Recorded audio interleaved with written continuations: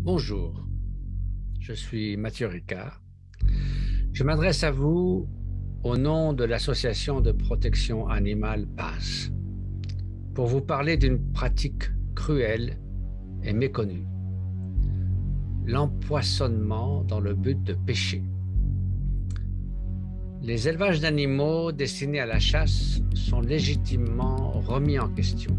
En effet, cette pratique établit l'idée que les animaux sont des êtres sensibles à notre disposition et qu'il est acceptable de les faire naître dans le seul but de s'amuser en les tuant.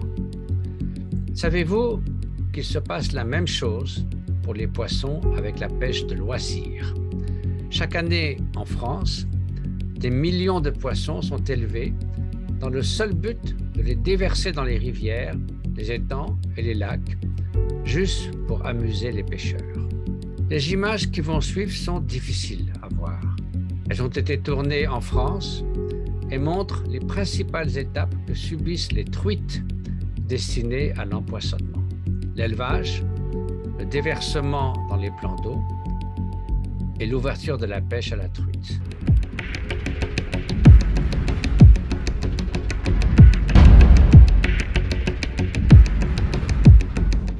Les truites élevées pour l'empoisonnement dans le but de pêcher sont issues d'élevage intensif. Soulignons qu'il n'existe aucune réglementation spécifique visant à limiter la souffrance des poissons d'élevage. Ces images proviennent d'un élevage des Deux-Sèvres. Les truites sont nombreuses dans des bassins artificiels où la qualité de l'eau est particulièrement mauvaise. À cause de la densité élevée, certaines ont les nageoires blessées. On distingue clairement des animaux en souffrance. Ici, on voit une truite qui a la colonne vertébrale déformée. Là, une autre est sur le dos, prostrée au fond de l'eau. Elle semble en difficulté pour respirer. Nombreuses sont celles qui ne résistent pas et meurent. À l'extérieur, des tas de cadavres dans des états divers de décomposition jonchent le sol.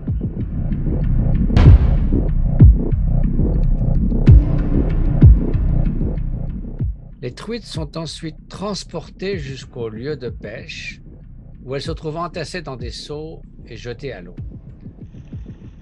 Les manipulations stressent ces truites et peuvent les blesser, encore une fois, aux nageoires.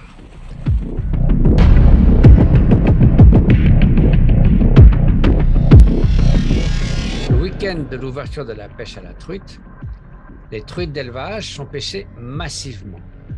En effet, comme elles ont grandi en élevage, ces truites n'ont pas acquis les comportements de survie et sont des cibles faciles pour les pêcheurs.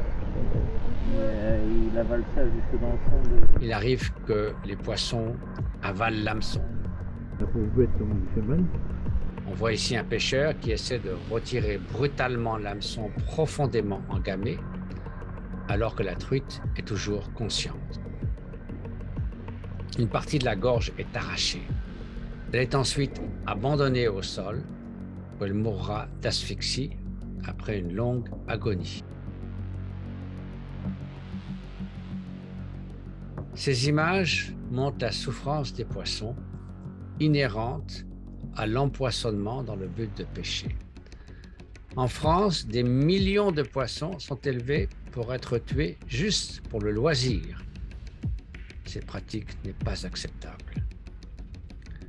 Les études scientifiques en nombre, accumulées au fil des ans, ont montré que les poissons ressentaient bien la douleur.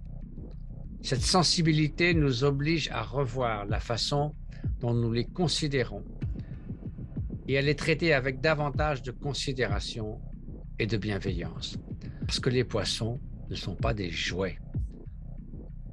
L'empoisonnement dans le but de pêcher doit être interdit.